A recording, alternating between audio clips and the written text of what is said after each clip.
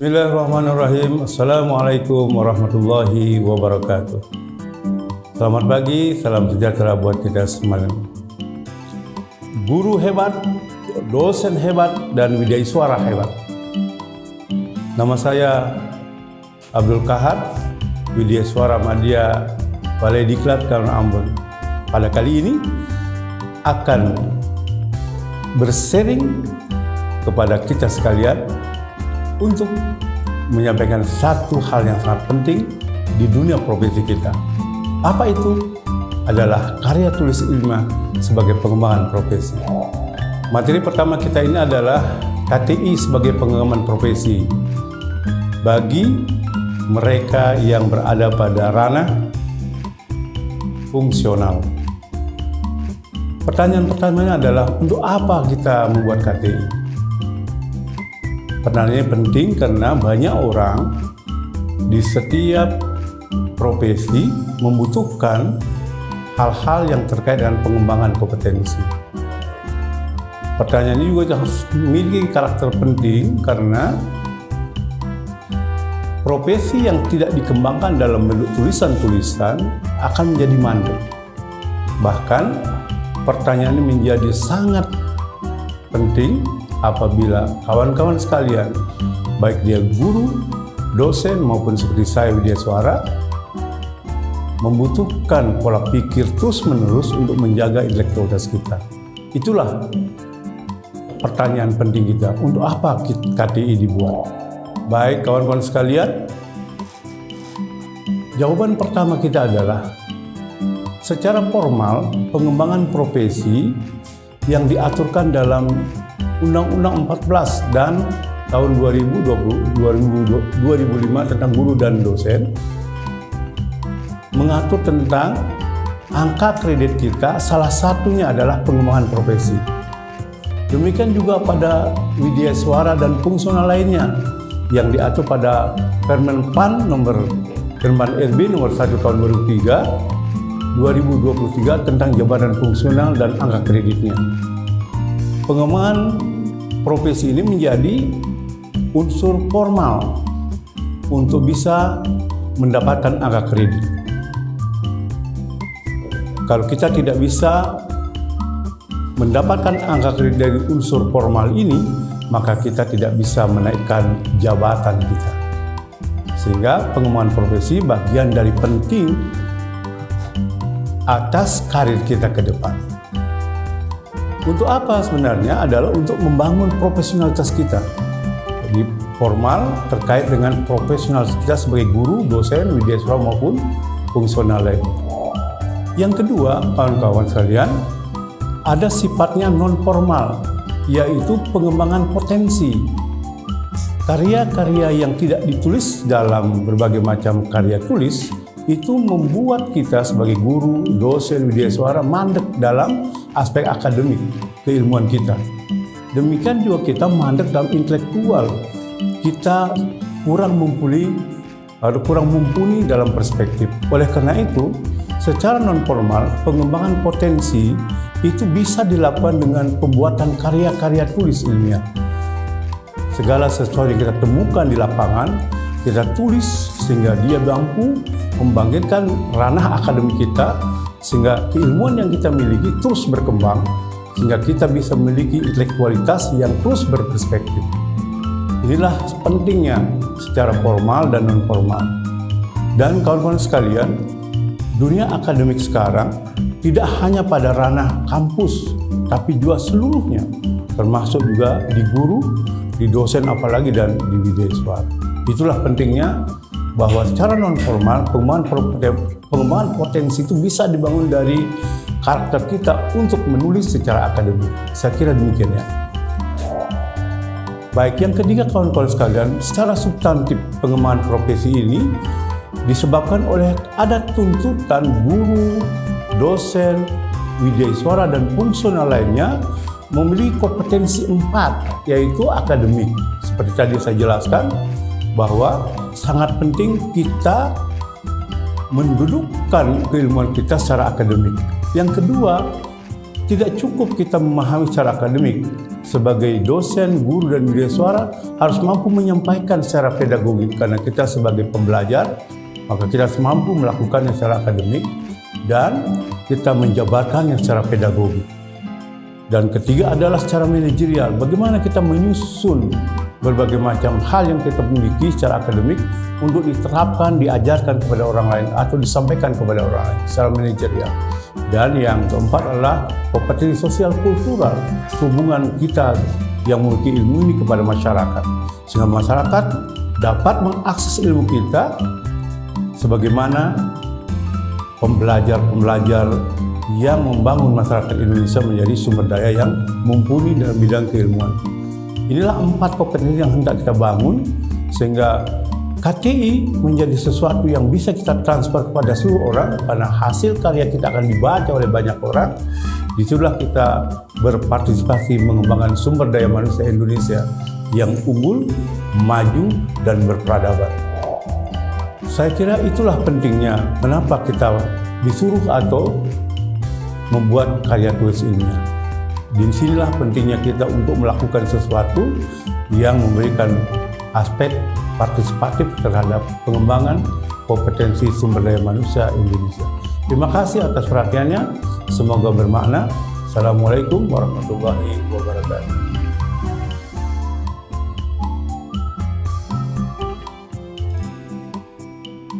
Assalamualaikum warahmatullahi wabarakatuh. Halo Sobat Pelatihan, perkenalkan saya Rahmadani, Widya Suara dari Balai Diklat Keagamaan Ambon. Dalam sesi ini, saya akan membahas terkait materi sistematika karya tulis ilmiah. Tujuan pembelajaran dalam sesi ini, Sobat Pelatihan dapat mengaplikasikan standar dan sistematika karya tulis ilmiah, dalam hal ini artikel ilmiah. Sistematika artikel ilmiah secara umum terdiri dari 7 komponen, mulai dari judul, abstrak dan kata kunci, pendahuluan, metode penelitian, hasil dan pembahasan, kesimpulan, dan juga daftar pustaka. Jadi ada 7 sistematika umum daripada artikel ilmiah. Bagian yang pertama adalah judul. Bagaimana menentukan judul yang baik? Yang harus Sobat Pelatihan perhatikan, judul itu harus menarik perhatian pembaca. Kenapa? Karena yang pertama kali yang dilihat pembaca ketika mereka melihat artikel kita itu adalah judulnya. Ketika judulnya bagus, maka pembaca akan antusias untuk membaca artikel kita. Yang selanjutnya, judul harus secara jelas mencerminkan tema utama, masalah, ataupun posisi yang dibahas di dalam artikel. Nah, yang tidak kalah penting, judul itu harus spesifik, mengingat di dalam suatu artikel ilmiah itu ada batasan panjang dari suatu judul. Biasanya terdiri dari 8 sampai 15 kata. Bagian selanjutnya dari suatu artikel itu adalah abstrak. Abstrak itu merupakan ringkasan singkat dari sebuah artikel.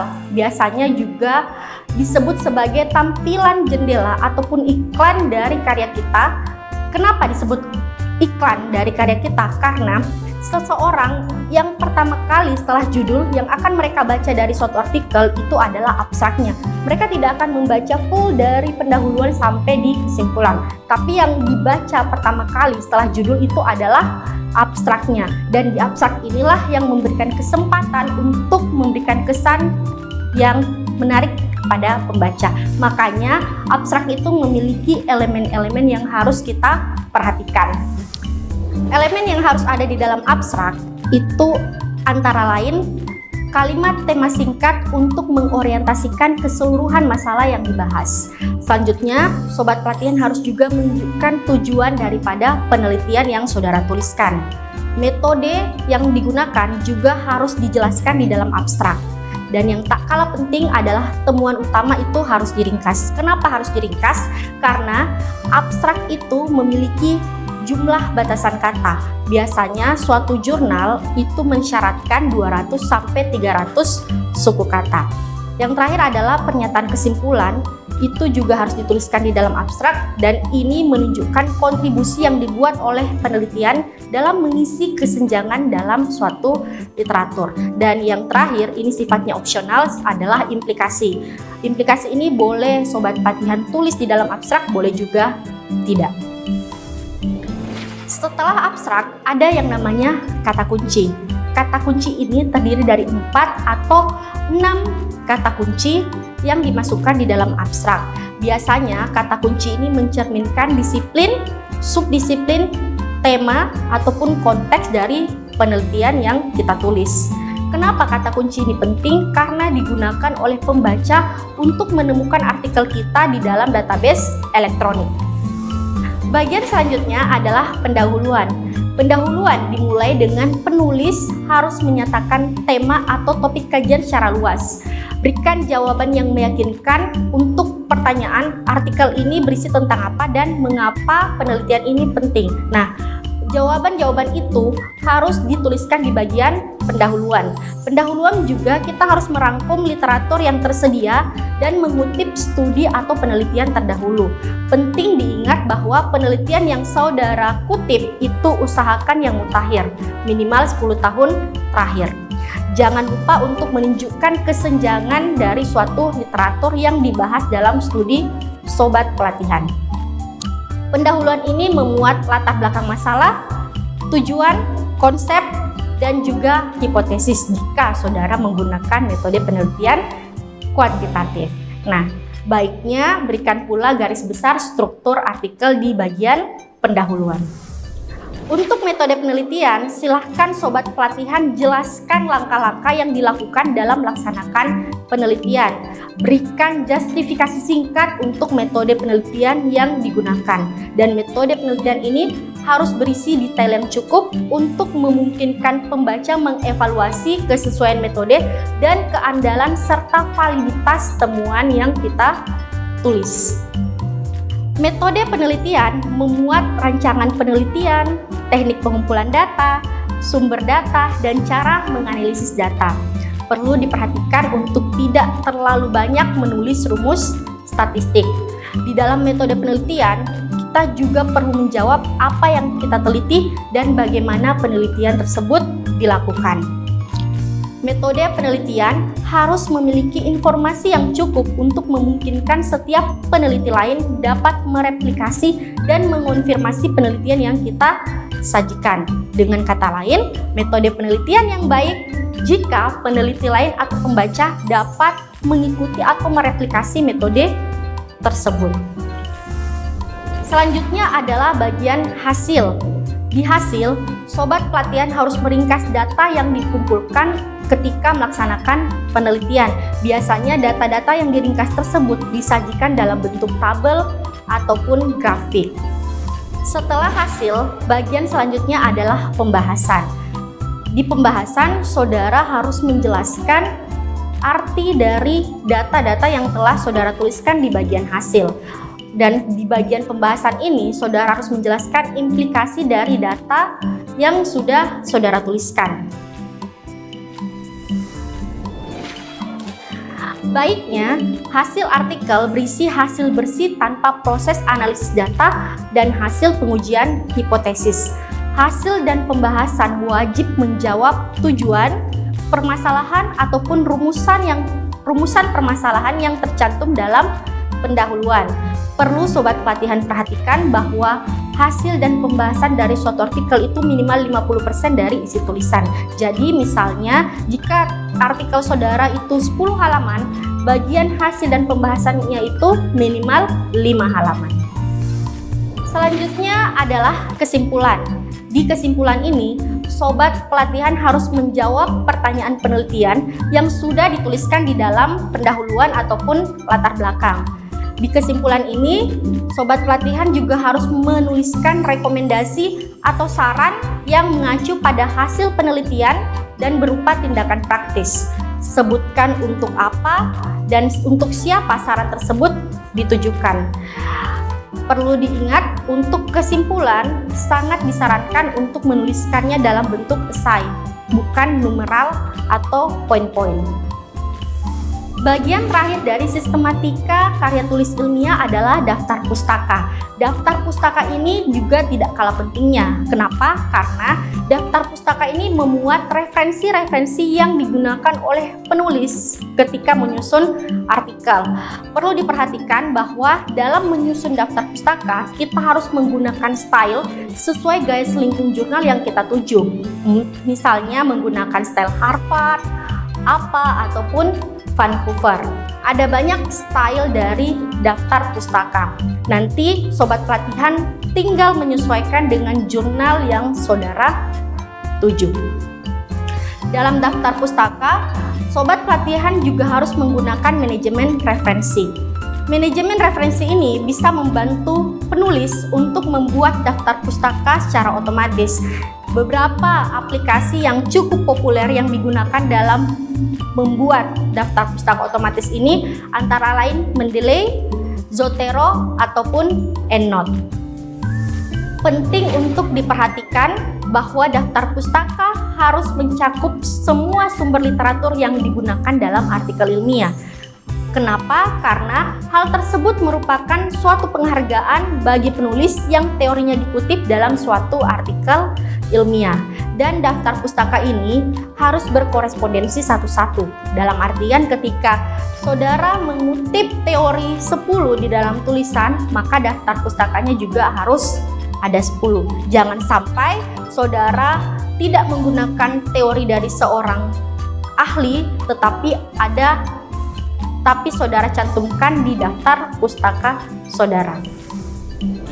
Sobat pelatihan yang berbahagia, demikian materi sistematika karya tulis ilmiah. Semoga bisa dipahami dengan baik. Wassalamualaikum warahmatullahi wabarakatuh.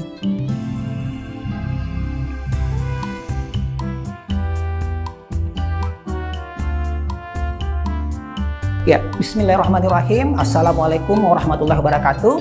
Salam sehat, Om Swastiastu, Namo Buddhaya, salam kebajikan.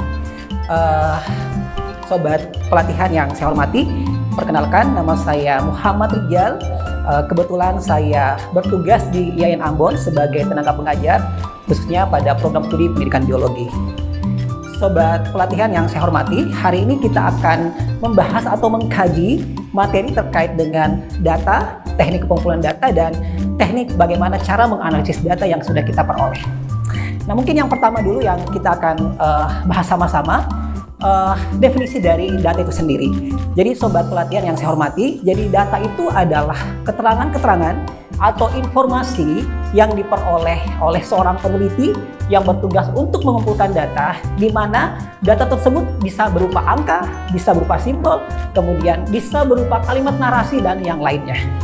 Kemudian sahabat pelatihan yang saya hormati, jenis data itu ada banyak. Ada jenis-jenis data yang sahabat pelatihan yang perlu ketahui. Nah, yang pertama, data berdasarkan sumber pengambilannya. Jadi sahabat pelatihan, jadi data berdasarkan sumber pengambilannya itu ada dua jenis data. Yang pertama, data primer. Jadi data primer itu adalah data yang diperoleh langsung oleh si peneliti pada saat turun ke lapangan untuk melakukan riset atau penelitian. Sedangkan yang kedua adalah data sekunder. Jadi data sekunder itu adalah data yang memang sudah tersedia, tinggal si peneliti mengambil data tersebut. Ya. Nah, kemudian pengklasifikasian yang kedua, data berdasarkan sifatnya. Mungkin sobat pelatihan sudah paham atau sudah tahu atau pernah mendengar yang namanya data kualitatif dan data kuantitatif. Jadi sobat pelatihan, jadi kalau misalnya berkenaan dengan angka-angka, maka itu jenis data kuantitatif. Sedangkan jika berkenaan dengan kalimat-kalimat naratif dan bukan dalam kategori angka, maka itu merupakan data kualitatif. Ya. Kemudian sahabat pelatihan yang saya hormati, selain itu juga kita kenal yang namanya data berdasarkan waktu pengumpulannya. Jadi ada yang namanya data time series. Jadi kalau misalkan si peneliti mengambil data, kemudian ada interval-interval waktu, misalnya tahun pertama, tahun kedua, tahun ketiga, nah itu disebut sebagai data time series. Misalnya nih, sobat peneliti ingin mengetahui kerusakan hutan dari tahun 2018 sampai dengan tahun 2023. Jadi si peneliti mengambil data setiap tahun, ya setiap tahun. Kemudian nanti akan dilihat perkembangan dari data yang kita ambil setiap tahunnya. Kemudian ada yang namanya data section, ya cross section. Jadi data ini berbeda dengan yang tadi yang time series, di mana data yang cross section ini adalah diambil pada waktu tertentu sehingga data tersebut hanya menggambarkan waktu itu, ya. Kemudian ada yang namanya data panel. Nah, data panel itu merupakan penggabungan antara data time series dengan cross section, seperti itu. Sobat pelatihan yang saya hormati,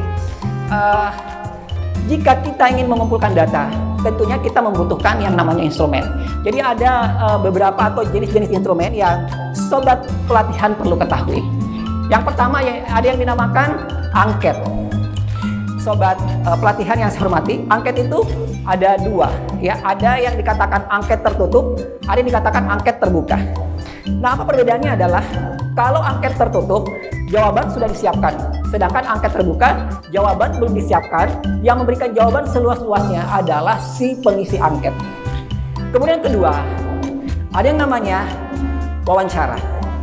Ya, ada yang dikatakan wawancara terstruktur, di mana sudah disiapkan pedoman untuk poin-poin yang akan ditanyakan kepada si pewawancara, kepada yang diwawancarai. Kemudian ada yang dikatakan wawancara tidak terstruktur. Jadi si pewawancara belum menyiapkan poin-poin pertanyaan yang akan ditanyakan kepada si yang diwawancarai. Kemudian ketiga, ada yang dikatakan observasi. Jadi observasi ini bisa si peneliti terlibat langsung di dalam proses penelitiannya.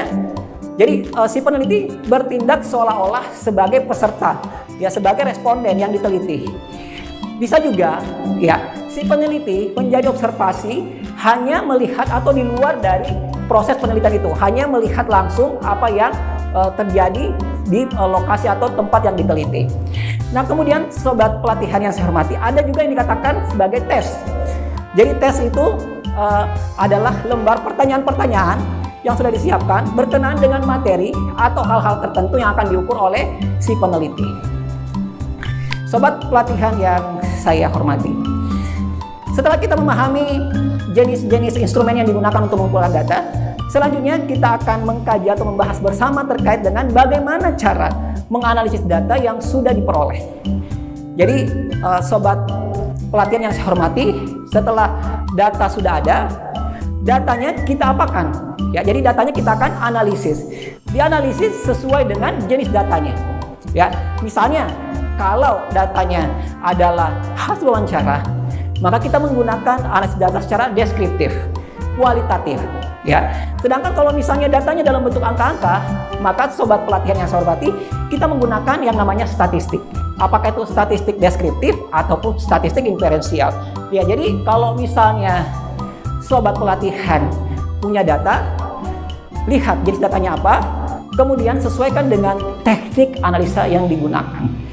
Kalau misalnya datanya A, tekniknya tidak cocok, maka kesimpulan yang dihasilkan tidak sesuai. Dan akhirnya akan berdampak kepada kesimpulan. Ya, artinya kesimpulan kita peroleh karena jenis data dan teknik analisa yang digunakan tidak berkesesuaian, maka kesimpulannya bisa keliru. Seperti itu. Sobat pelatihan saya hormati, demikianlah materi yang saya sampaikan untuk hari ini. Jika ada pertanyaan atau misalnya ada permasalahan, kita bisa diskusikan secara bersama. Sekian dan terima kasih. Assalamualaikum warahmatullahi wabarakatuh. Om Swastiastu, Namo Buddhaya, salam kebajikan.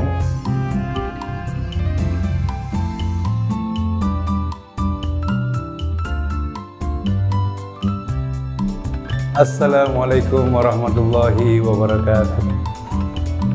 Salam sejahtera buat kita sekalian. Halo sahabat pelatihan, nama saya Abdul Kahar dari Balai Diklat Kagauan Ambon. Hari-hari saya sebagai Widyaswara Ahli Madya pada Diklat Administrasi Balai Diklat Kagauan Ambon. Kali ini saya akan menyampaikan, mempelajarkan kepada kita dan saling tukar pandangan pendapat terkait dengan penyusunan karya tulis ilmiah. Mari kita mulai. Sahabat pelatihan, banyak orang yang agak sulit dan susah untuk menyusun karya tulis ilmiah. Karena memang menyusun karya tulis ilmiah tidak mudah.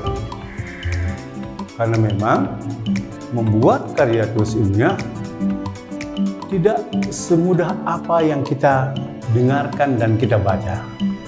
Oleh karena itu, bagaimana menyusun karya ilmiah, menyusun karya tulis ilmiah yang mudah, cepat, dan bernilai.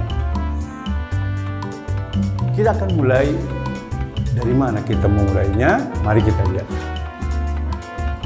Kawan-kawan sekalian, sahabat pelatihan, baik Anda guru, dosen maupun media suara, menurut saya menyusun karya tulis ilmiah mulai dari pertama, yaitu fenomena.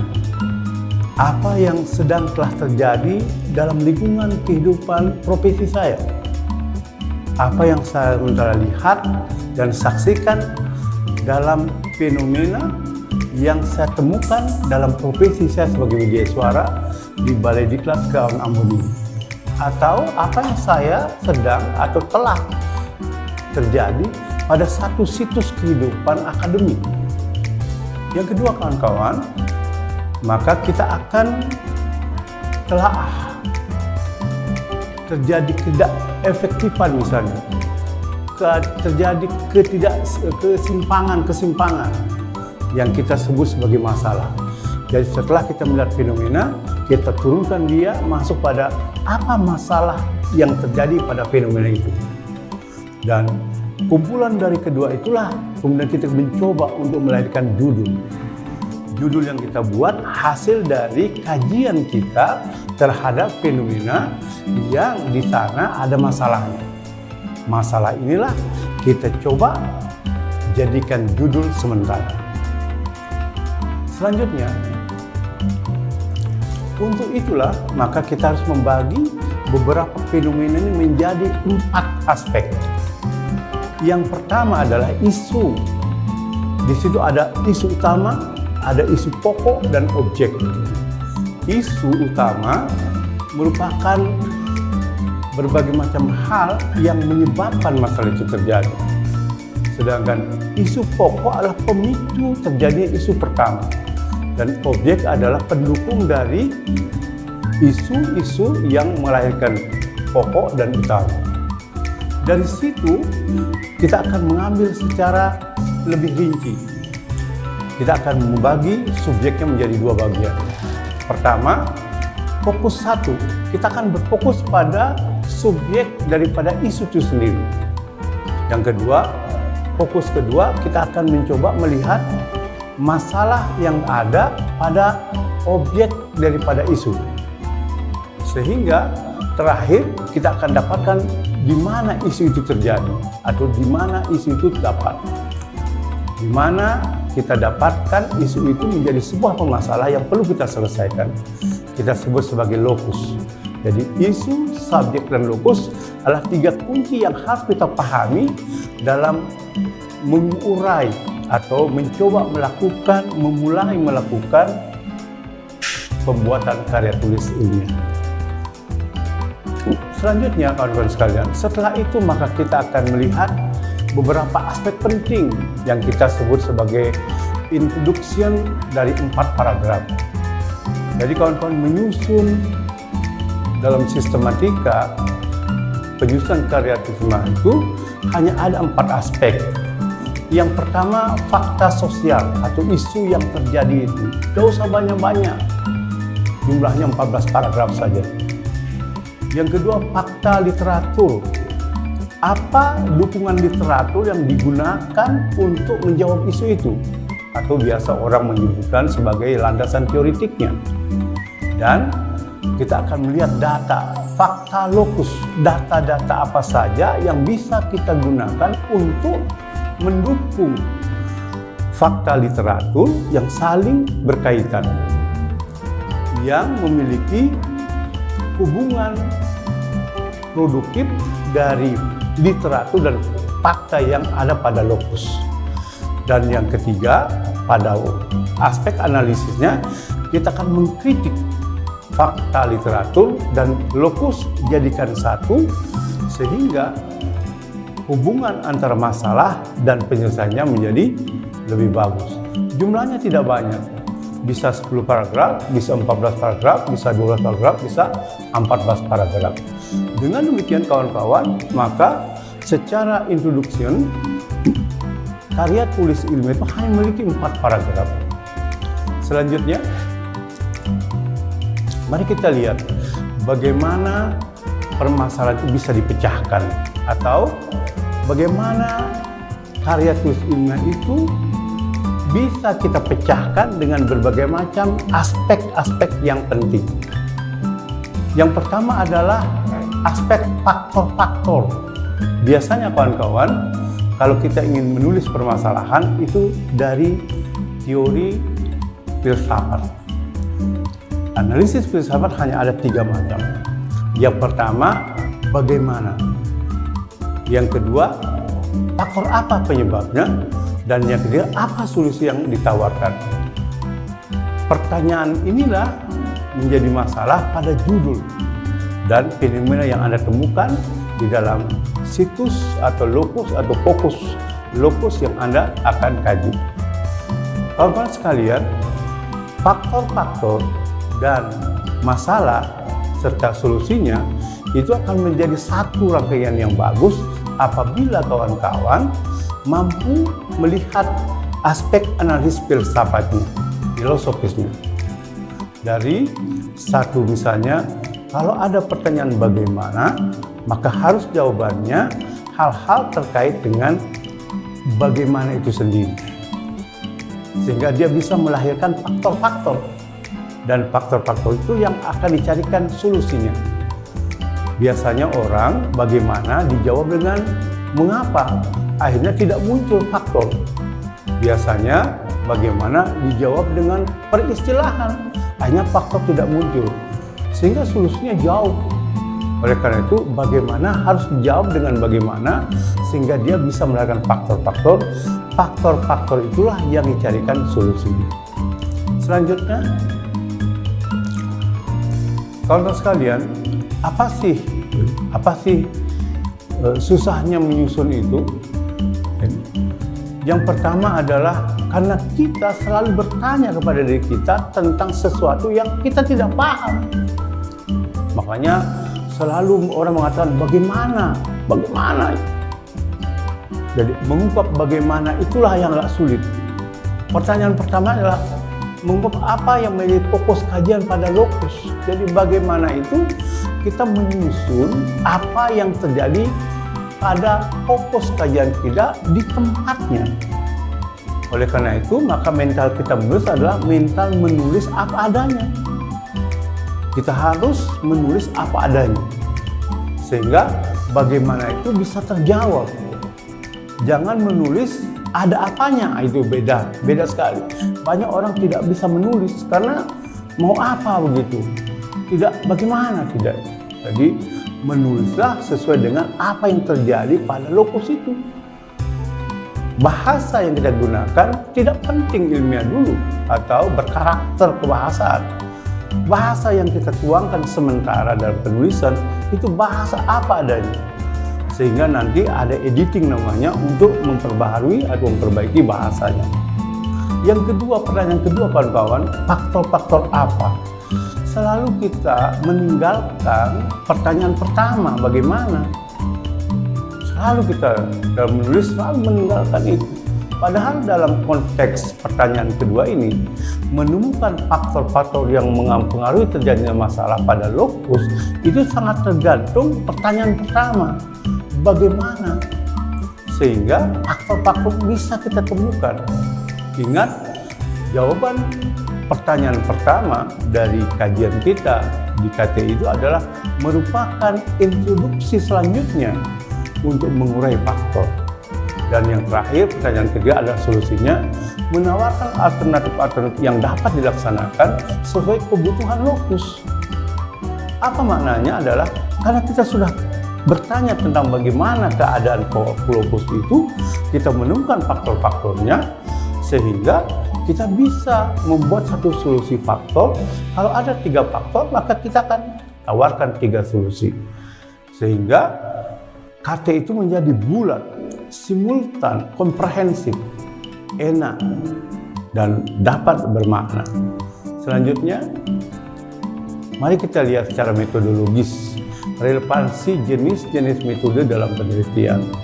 Kawan-kawan sekalian, sahabat pelatihan yang saya hormati, yang saya muliakan, saya punya pengalaman sendiri menulis. Banyak orang menulis dari latar belakang. Saya tidak mulai dari latar belakang, tapi saya memulai dari tujuan penelitian. Saya mendistribusikan untuk apa tulisan ini saya buat. Saya ingin menemukan lokus untuk apa tulisan ini saya berikan kepada masyarakat. Untuk apa tulisan ini saya gunakan. Oleh karena itu saya memilih relevansi tujuan itu menjadi 4 aspek. Pertama, saya coba mendeskripsikannya berdasarkan apa yang saya tahu. Lalu kedua, saya mencari faktor-faktornya. Dan yang ketiga, saya mencoba menemukan model atau metode atau strategi. Sehingga saya bisa membuat menurut cara saya. Karena tulisan saya nanti dibaca oleh orang lain yang saya tidak pernah tahu siapa pembacanya. Saya memulai dari tujuan penelitian, ada tujuan penulisan. Yang kedua, saya merujuk kepada model daripada tujuan jenis tulisan saya itu. Apakah tulisan saya ini akan saya tuangkan dalam bentuk deskriptif, atau saya ingin mengkritisi sesuatu yang terjadi pada lokus, atau saya ingin mentransformasi pengetahuan saya, pemahaman saya tentang sesuatu kepada orang lain. Saya tentukan jenisnya. Tentu hal ini sangat tergantung dari temuan-temuan kita dengan pertanyaan-pertanyaan kita tadi. Apa yang terjadi atau apa yang sedang terjadi. Sehingga jenisnya ini kita bisa temukan. Kalau kita temukan jenisnya, mendeskripsi, mengkritisi atau mentransformasi, maka kita akan mudah untuk menuangkan kalimat-kalimat itu.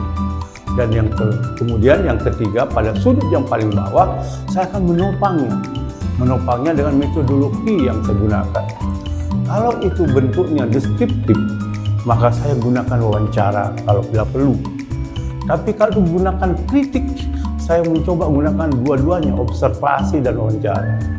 Kalau saya ingin mentransformasi apa yang saya tahu, maka saya gunakan FGD, angket, atau wawancara terbimbing. Itu sangat tergantung dari karakteristik tulisan yang kita mau buat. Itu aspek daripada metodologi. Sehingga kita bisa mudah untuk menaruh metodologi. Banyak tulisan, baik di beberapa jurnal, metode hanya diletakkan dan fungsinya agak kurang. Oleh karena itu, perlu ada kaitan antara metode dengan jenisnya. Apakah deskriptif, apakah kritik, maupun transformatif. Sahabat pelatihan, kita telah sampai pada alur perumusan hasil penelitian menjadi sebuah karya tulis ilmiah. Bagaimana bisa menuliskan hasil penelitian kita yang berbagai macam dokumen data itu pada lokusnya? Mari kita mulai. Yang pertama, kawan-kawan, kita harus menemukan pendapat para pakar dulu. Dari konten 1 dan konten 2 ini, kita harus menemukan pendapat para pakar tentang apa? Tentang bagaimana pertanyaan kita itu. Karena pertanyaan bagaimana itu sangat menentukan arus pemikiran selanjutnya untuk menuliskan tentang konten 2, yaitu faktor. Dari pendapat pakar dan pendapat pakar yang kedua tentang faktor, kita akan masukkan kepada lokus dan fokus kajian kita dari hasil observasi yang kawan-kawan lakukan di mana kawan-kawan atau kawan sahabat pelatihan untuk melakukan penelitian. Lokus adalah tempat di mana kawan-kawan menemukan masalah itu. Fokus apa yang kawan-kawan sahabat pelatihan ingin kaji Sehingga pertanyaan bagaimana faktor itu yang dimiliki atau yang kawan-kawan ambil dari pendapat pakar bisa relevansikan keduanya. Dari situ kemudian kita akan menghasilkan wawancara atau hasil wawancara kita dengan klasifikasi-klasifikasi ini. Sehingga kita gabungkan menjadi satu sebagai sebuah uraian untuk menjawab bagaimana faktor dan solusinya. Inilah yang kita gabungkan menjadi satu dan kita akan menjadikan kesimpulan. Kalau itu pertanyaan cuma 3, maka kesimpulan kita membuat 3. Bagaimana sebagai perspektif, faktor sebagai jalan keluar, dan solusi sebagai jalan keluar. Rangkuman semuanya inilah secara simultan akan menghasilkan karya tulis ilmiah yang mudah dimaknai oleh orang pembacanya atau siapa pembaca, dan bermakna bagi mereka yang dapat menangkap apa yang menjadi pola pikir kawan-kawan sahabat pelatihan dalam tulisan. Banyak tulisan bagus sekali, tapi makna belum tentu dapat ditangkap. Banyak tulisan secara sistematika luar biasa, tapi banyak sulit untuk ditangkap. Dan untuk itulah maka antara pendapat pakar dan yang kita miliki, kita gabungkan menjadi satu sehingga bisa mendapatkan pemaknaan sendiri dari tulisan Anda. Saya kira inilah yang saya sampaikan dalam rangka bagaimana menyusun karya tulis ilmiah yang mudah, cepat, dan bermakna. Terima kasih atas perhatiannya. Mohon maaf atas kekurangannya. Wassalamualaikum warahmatullahi wabarakatuh.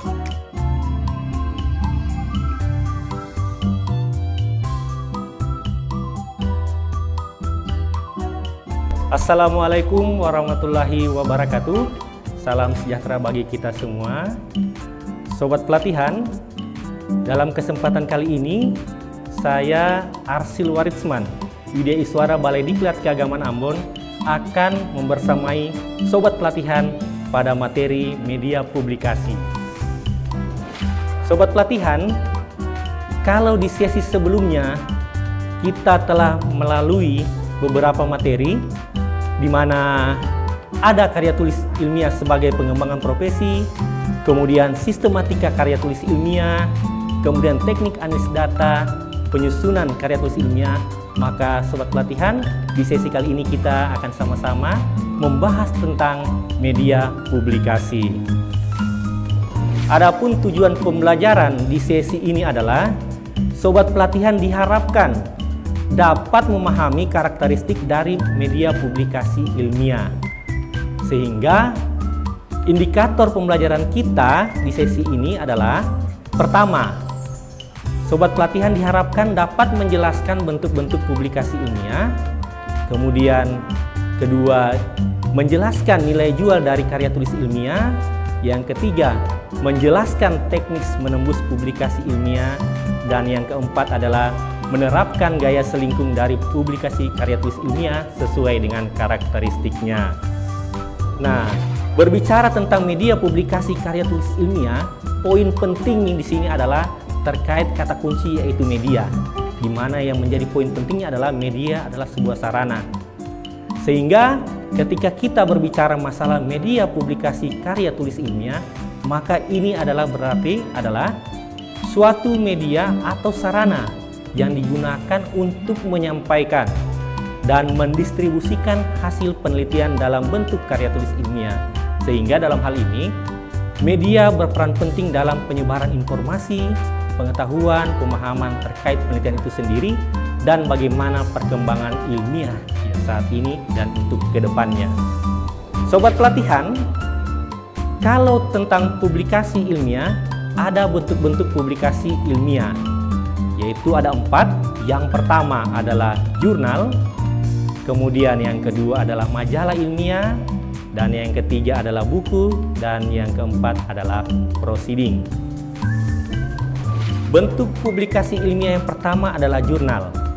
Kalau berbicara masalah jurnal, maka jurnal itu sendiri merupakan terbitan yang memuat kumpulan artikel-artikel, hasil penelitian ataupun hasil kajian teoritis terkait perkembangan ilmu tertentu, di mana jurnal ini sendiri berisi artikel yang melalui proses namanya peer review. yang dimana jurnal ini terbit secara berkala atau periodik yang diterbitkan oleh lembaga organisasi ilmiah atau profesi berbadan hukum, dan ada tanda pengenal yang dikenal dengan yang namanya ISSN, yaitu International Standard of Serial Number, dan ini berlaku secara global. Nah, untuk jurnal sendiri, sobat pelatihan sekalian, ada 4 pembagian, di mana ada jurnal nasional, ada jurnal nasional terakreditasi, ada jurnal internasional, dan ada jurnal internasional bereputasi. Tentu sobat pelatihan ketika melihat seperti ini pengkategoriannya, maka yang menjadi tantangan adalah Bapak Ibu nantinya sobat pelatihan memilih yang mana media publikasi jurnal yang akan menjadi tujuan. Tentu setiap kategori jurnal ini memiliki tingkat kesulitan masing-masing.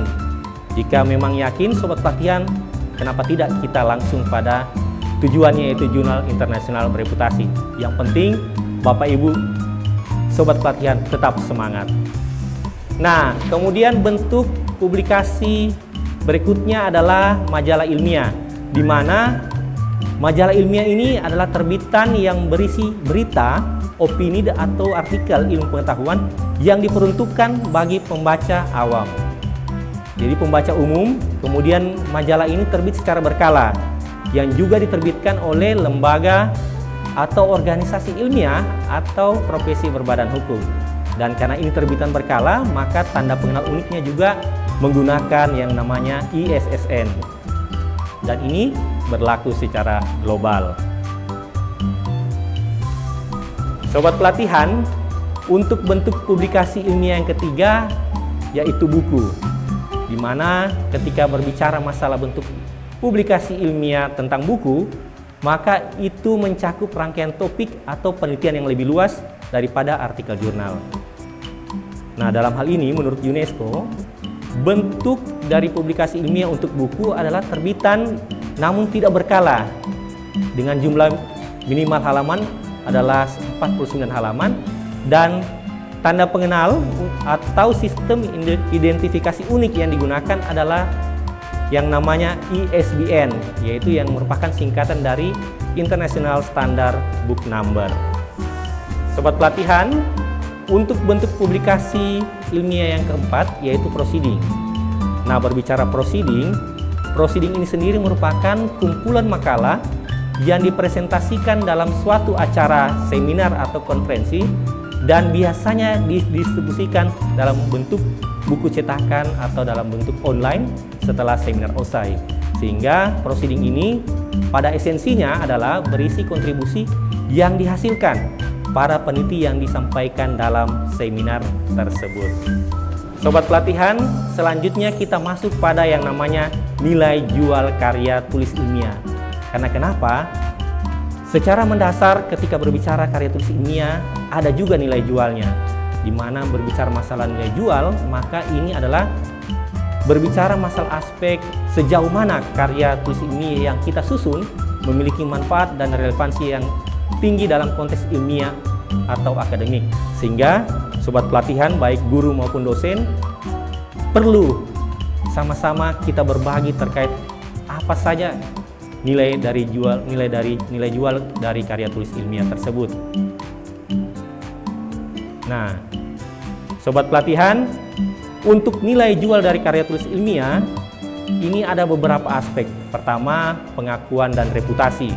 Karena kenapa? Ketika Bapak Ibu guru dan Bapak Ibu dosen menyusun suatu karya tulis ilmiah, maka disinilah poin peran pentingnya, di mana sobat pelatihan diakui reputasinya dalam suatu bidang ilmu tertentu. Kemudian nilai jual yang kedua adalah kontribusinya terhadap pengetahuan.